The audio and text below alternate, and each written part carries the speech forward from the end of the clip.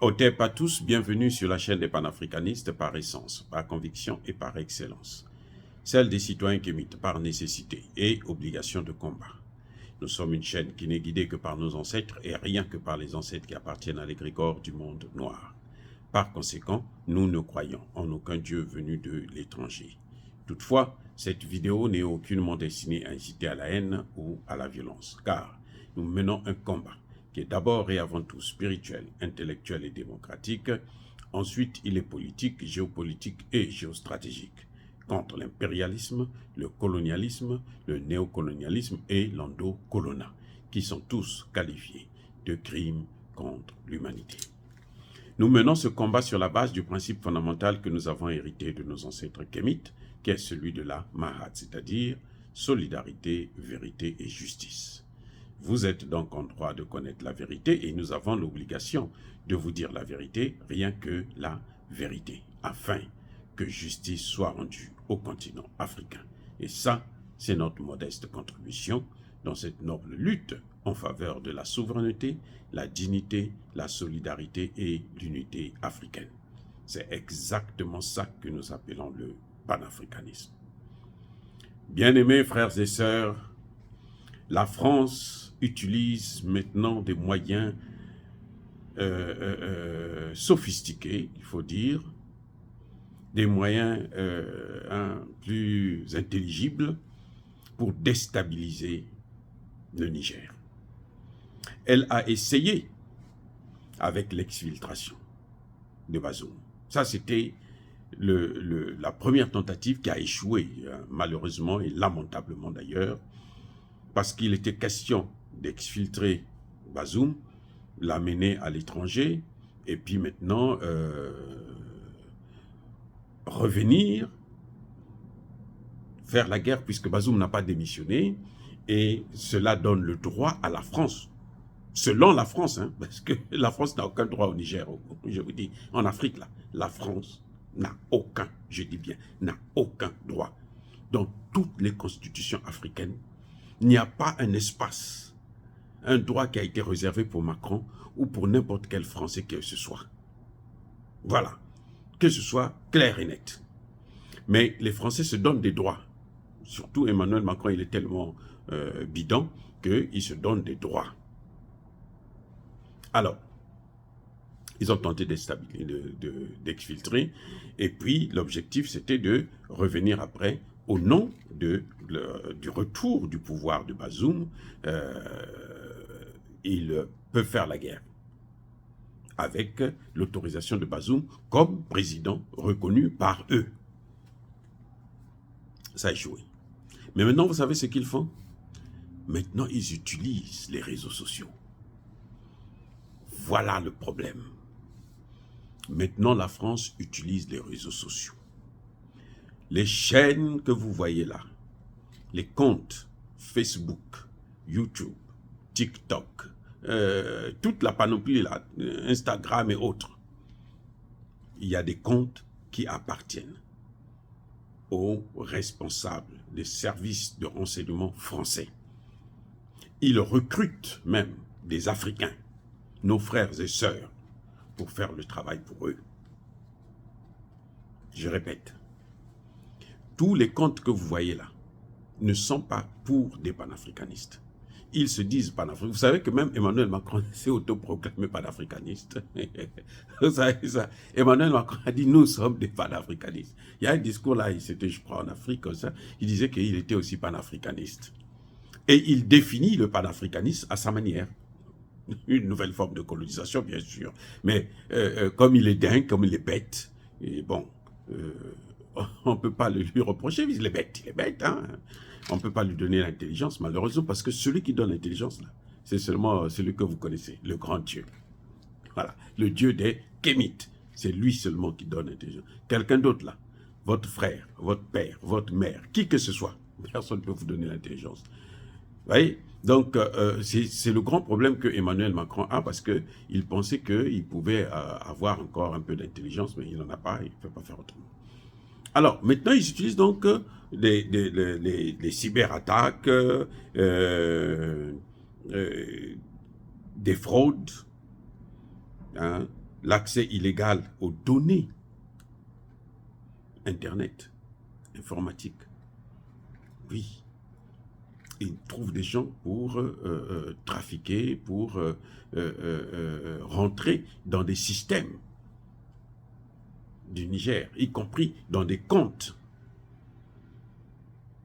de certains panafricanistes et autres, pour divertir la population, pour faire passer des messages de haine, des messages ethniques, des messages xénophobes, des messages racistes et religieux. Mais oui, c'est ça qui est en train de se passer actuellement. Donc, comment dirais-je, il travaille même sur l'atteinte à la défense nationale et des atteintes à la dignité humaine. Vous vous souvenez, Emmanuel Macron avait demandé, quand il s'était adressé à ses ambassadeurs, il disait qu'il devrait mettre de l'argent parce qu'il faut répondre dans les réseaux sociaux. Il faut répondre. Il avait mis une enveloppe de plusieurs milliards d'euros. Je parle de milliards, pas millions, milliards d'euros pour répondre. Et c'est ça que vous êtes en train de voir actuellement au Niger. Je vous rappelle que juste après le coup d'État, Macron a investi près de 300 milliards de francs CFA. 300 et 350 milliards de francs CFA pour convaincre les hommes politiques nigériens afin qu'ils puissent faire pression sur Tchani pour que Tchani puisse se retirer et laisser la place à Bazoum. Ou bien qu'il organise immédiatement des élections pour que bon, il puisse traficoter et puis bon, reprendre le contrôle de la situation. C'est cette même enveloppe-là. C'est ça. C'est ce qu'ils sont en train d'utiliser. Donc, la guerre, maintenant, se passe sur le plan communicationnel. C'est pour ça que nous devrons faire très attention. Nous devons travailler parce que l'objectif pour eux, c'est lequel? L'objectif, c'est diviser d'abord. Diviser les Nigériens. Créer une révolution de couleurs. Et à partir d'une révolution de couleurs, voir dans quelle mesure il peut soit intervenir, soit mettre le chaos, ou soit, comment dirais-je, imposer leur volonté à Tchani et à son gouvernement, le gouvernement de M. Zen. Voilà la tactique qui est en train d'être, ce qui est en train de se passer actuellement. Ce n'est pas fini. Non, il ne faut pas vous dormir. Ce n'est pas fini. Nous sommes dans une guerre communicationnelle, mais alors de haut niveau. Et eux, ce qu'ils font, c'est que soit on divise, et ils font passer des messages de haine. Vous vous souvenez quand Macron a parlé de Bazoum, une fois il dit, Bazoum a des problèmes parce qu'il vient d'une ethnie minoritaire. Écoutez bien, il vient d'une ethnie minoritaire. Mais, ce que Macron a oublié de dire, ce que Macron ne comprend pas parce qu'il est trop bête, c'est que l'ethnie de Bazoum, c'est à peine 1% de la population du Niger. 1% sur 27 millions. 1%.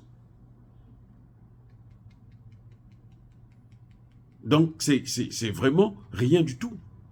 Mais maintenant, qui a voté pour Bazoum?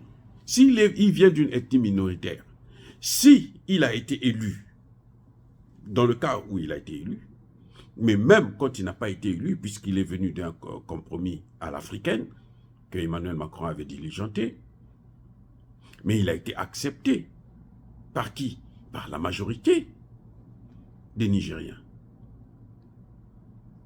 Donc ce n'est pas parce qu'il est d'une ethnie minoritaire qu'il a eu des problèmes, qu'il y a eu un coup d'État. C'est sa gestion, c'est son comportement, c'est ce qu'il a fait avant et quand il était au pouvoir. Et on le voit, ce qu'il a fait après. Il a demandé à une armée étrangère, notamment française, d'intervenir. Il a demandé aux Américains d'intervenir. C'est lui qui a demandé qu'on puisse prendre des sanctions. C'est lui qui a demandé à ce que le Nigeria puisse couper l'électricité immédiatement, sans avoir même écouté le gouvernement de Tchani. Voilà, donc, ce n'est pas... Nous devrons toujours être en alerte. Parce que cette guerre a changé maintenant de forme. Elle est partie des armes, puisqu'ils ont échoué. La France ne peut pas faire la guerre contre le Niger.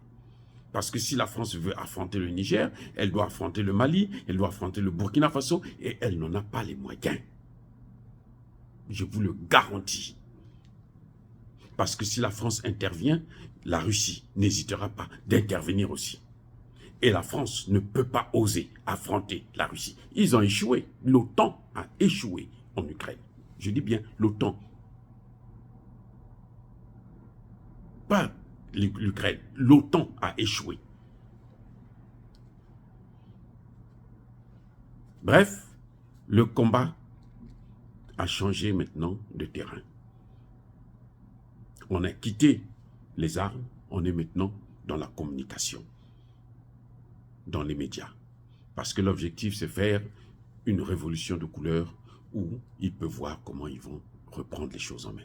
Dire cela, c'est inciter à la haine ou à la violence. Non, mais soyez-en sûrs qu'avec un peuple qui est déterminé comme celui du Niger, qui est soutenu par l'ensemble de la jeunesse africaine, tous les Africains aujourd'hui se sentent nigériens, burkinabés, maliens. Et c'est ça la force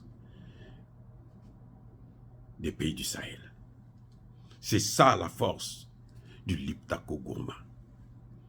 C'est qu'ils sont en communication, en communion avec tous les Africains, notamment la jeunesse. Même dans des pays hostiles à ces gouvernements, très hostiles même à ces gouvernements, comme la Côte d'Ivoire, comme le Sénégal, ce sont les dirigeants qui ne veulent pas entendre parler. Mais les jeunesses là, ils sont tous solidaires. Et c'est ça la force. C'est ce qu'ils n'ont pas encore compris jusque-là. Comme ce sont des imbéciles là. On n'a rien à foutre avec eux. Alors, bien aimés frères et sœurs, encore une fois, dire cela, c'est inciter à la haine ou à la violence. Non, il y a pas colère, il y a pas. Encore une fois, soyez bénis, abondamment bénis par le Dieu des Kémites et par nos ancêtres angélicés.